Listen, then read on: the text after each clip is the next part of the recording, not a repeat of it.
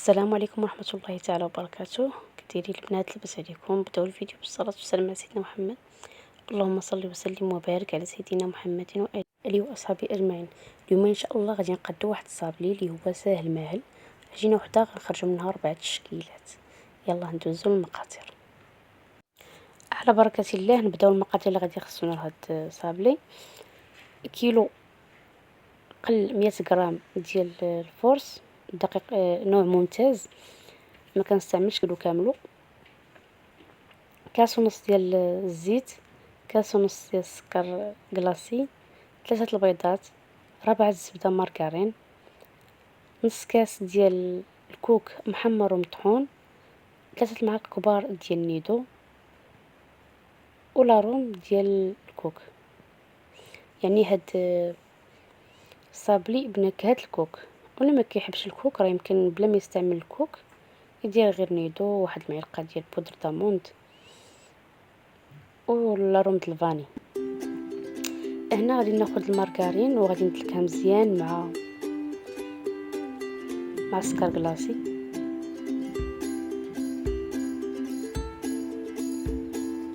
حتى كترطب. هنا في وقت البرد كتكون الزبده قاصحه تنديرها مع سنيده، وفي الوقت اللي كيكون الصهد تنديرها مع السكر كلاصي، كتكون الزبده اصلا مخوفه. ثم نضيف هنا الكوك كيف كتشوفوا هو محمر ومطحون،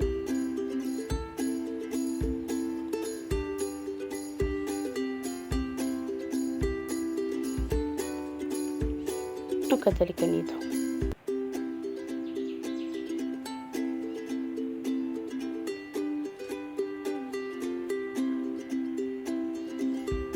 غادي نعاود ندلكهم.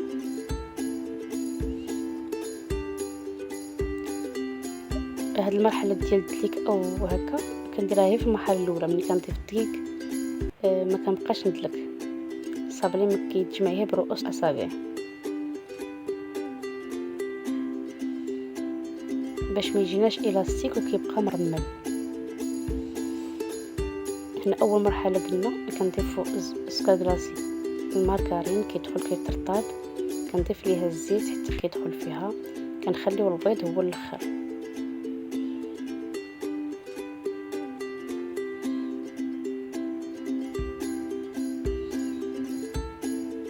هنا درت لالوم ديال الكوك،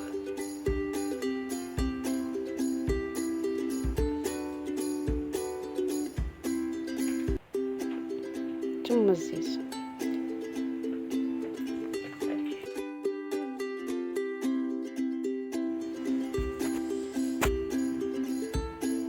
وهنا كنضيفو الزيت وكنزيدوه عفوا كندخلوه في الزبده بشويه بشويه حتى كنساليو ملي كيدخل الزيت مزيان في الزبده. عاد كنضيفو البيض باش يجينا الفقاس ناجح. خاصنا نتبعو مرحله بمرحله. كنديرو السكر كلاصي كيف قلت هو الاول كيدخل في الزبده، كنضيفو ليه الزيت كندخلوه حتى هو في الزبده كيولي كلشي متجانس. عاد كنضيفو البيض.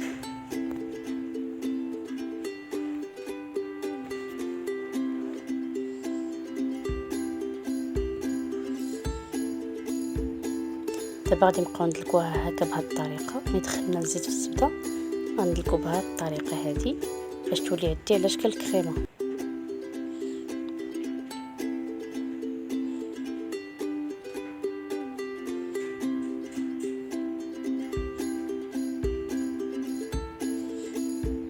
هذا هو السر ديال الصابلي باش يجيك زوين ومقرمش. دابا نضيفو البيض وحتى هو بنفس الطريقه. صافي من بعد ملي كنضيفو الدقيق كنبقاو كنجمعو غير بالرؤوس الاصابع فقط.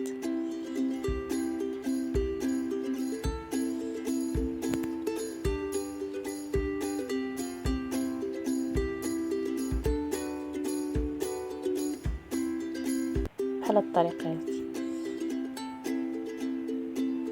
حيت مازال صابلي تابعو المدلك غيبقى كيدلك باش ما يوليش عندنا الاستيك، يولي كيدي فورما.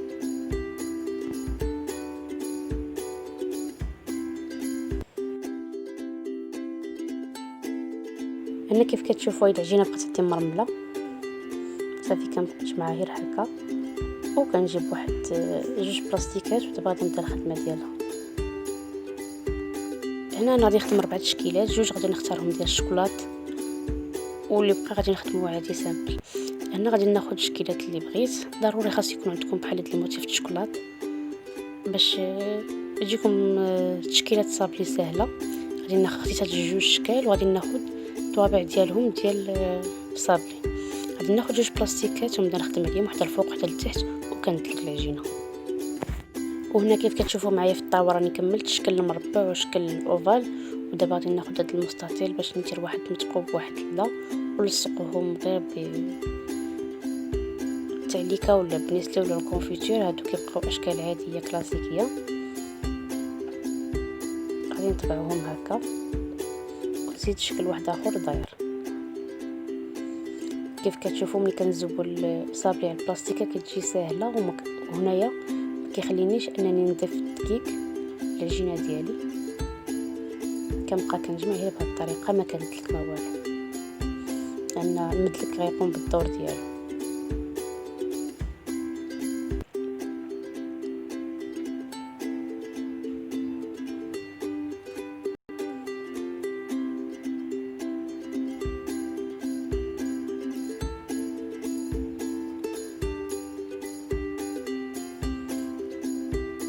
المهم هاد الصابلي راه كيجي بنين باللذه ديال الكوك ونيدو كيعطيه واحد القرمشه. وهنا ضروري الا كنتو بغيتو تلصقوا وحده مع وحده كديروه رقيق على السمك اللي كتشوفوا دابا، وإلا كنتو بغيتو ما كنتوش غتلصقوه ديريكت غديروا وحده مع فوق منها الشوكولات، غتخليوه شويه غليظ باش ما يجيش الشوكولاته غالب على الصابلي.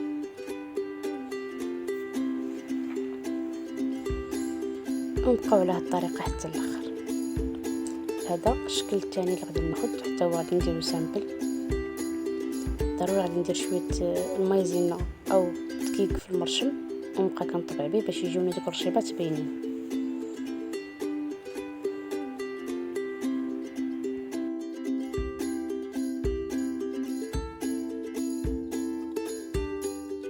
هنا كملت تقطع ديال الصابلي ودرتو كيطيب في درجه حراره 180 لمده 4 ساعات.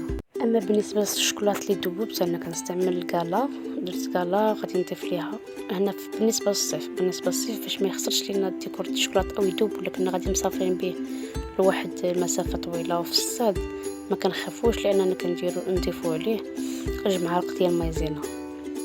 راه هاد الشوكولات فيها جوج معالق كبار ديال المايزينا كنحركوه واخا غادي يولي خاسر، ولكن راه ساهل باش نستعملوه.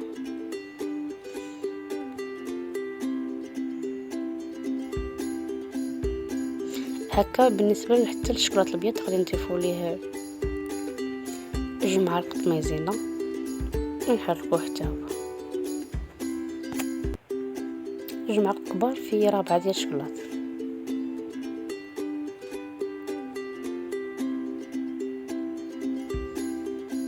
حتى هو كنبقاو نحركوه مزيان حتى يتجانس وما كيبقاوش فيه الحبيبات كيبانوا لينا.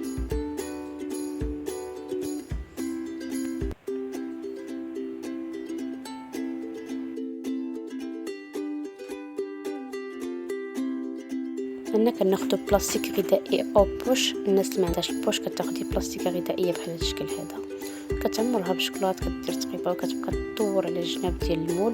من بعد غادي نهزو المول، غادي المول الشوكولاته غادي نخبطوه وغادي تسوى كلشي الشوكولاته على الجوانب.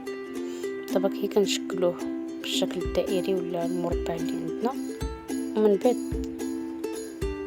تنهزوه تنخبطوه واحد شويه فين كيخرج داك الهواء يتسوى الشوكولاط الجوانب الاخرين اللي باقي ما كيبانوش دابا عامرين على هذا الشكل هذا. يعني خبطتها دابا واحد شويه ومن بعد تسوات الراسه.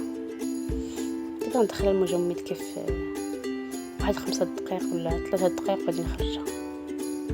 هكذا بالنسبه هنا الصابلي هو طاب، راه محمر فيه مع الثوم ما كيبانش مزيان، الثوم شاهد عليه.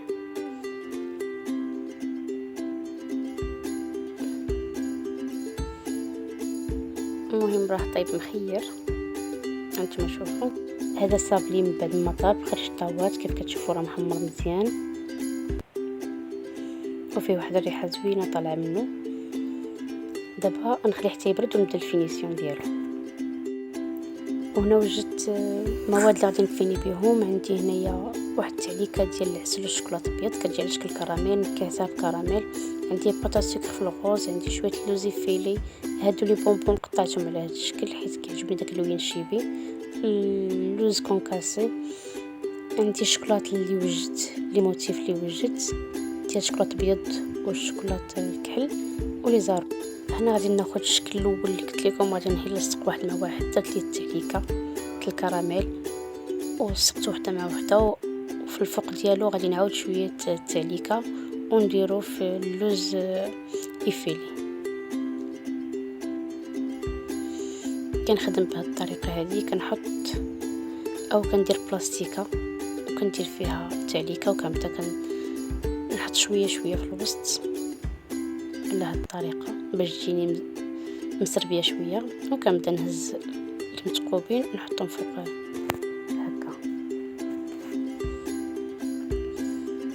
بهذه الطريقه مسربيه شويه.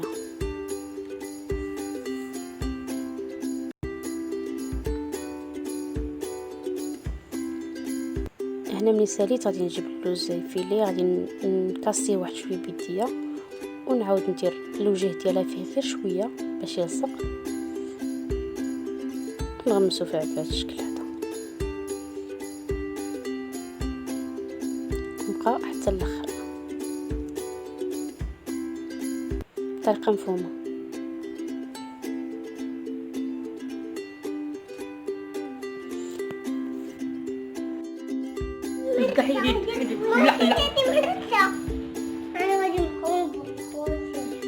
خاطر تنسالم والله تنشتم وغادي نحيد لك الساره ديالك ديك الهضره ديالك كاع ساليتي.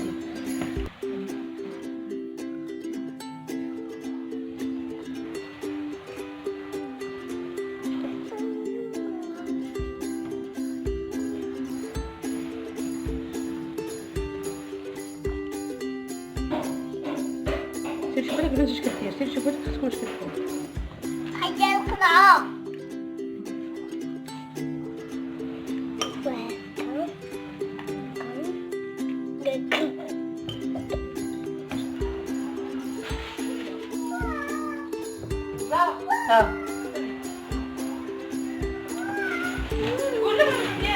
لا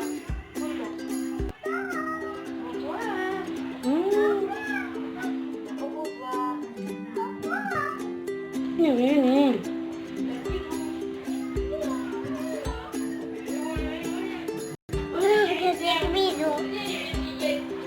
ماما جاتك ماما بيدو. ماما هذيك المرة بس كنت هنا انت نقول هنا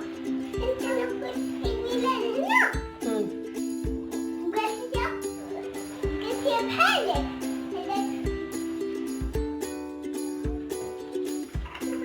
زكي اسرع، غتزكي اسرع ولا لا؟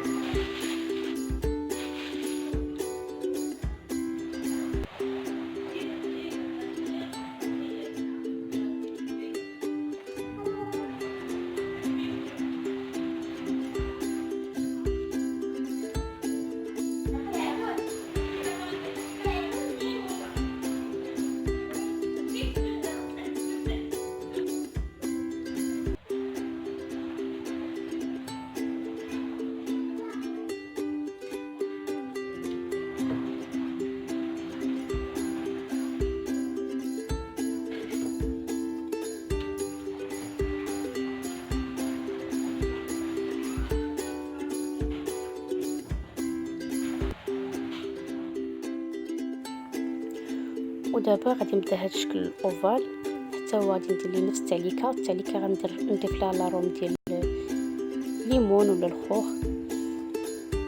على حسب لاروم اللي بغيتو كنضيفوه ليها باش نغيرو المذاق شويه. تنحط الشوكولاط فوق منها. هذا درتو غليظ ما لصقتش وحده مع وحده، خليت صابلي غليظ، درت منه شويه تيليكا فوق منه الشوكولاط، والوسط ديالو زينتو بدوك لي بونبون اللي قطعت. هاد لي بونبون كيتباعو عند مول الحانوت بثمن رخيص بزاف. هنا في الوسط كيبقى لينا خاوي. يمكن نديرو دوك الكويرات ولا لي بيبيت شوكولا ولا الكويرات الشوكولاط اللي كيكونوا كيتباعوا عند المحلات التجاريه ديال هاد صحاب الحلويات، كيكونوا ملونين، كيكونوا ذهبيين او فضيين. اللي ما عندهاش ولا اللي الحانوت بعيد عليها اللي كيبيع هادشي، ممكن نستعملوا غير هاد لي فخوي هادو، لي فخوي كونفي او هاد لي بونبون كنقطعوهم على هاد الشكل، كيجيو زوينين ورخاص باش نعمرو بهم داك الفراغ. وهذا الشكل الثالث ديال الصابلي حتى هو جد ساهل وسامبل. غادي ناخدو خليطه ديال لاباط السكر ونلصقوها مع صابلي بشويه الجليكوز او النباج بهاد الطريقه هذه حتى هي كتجي زوينه. نعطي المنظر. ولا بقاتنا شويه البودر ديال المايزينا كنمسحوه بصبعنا هكا، لاننا كنستعملوا مايزينا باش ما تلصقش لينا في المول ديال الوريضه. وكنمشيو مع صابلي بهاد الطريقه حتى الاخر.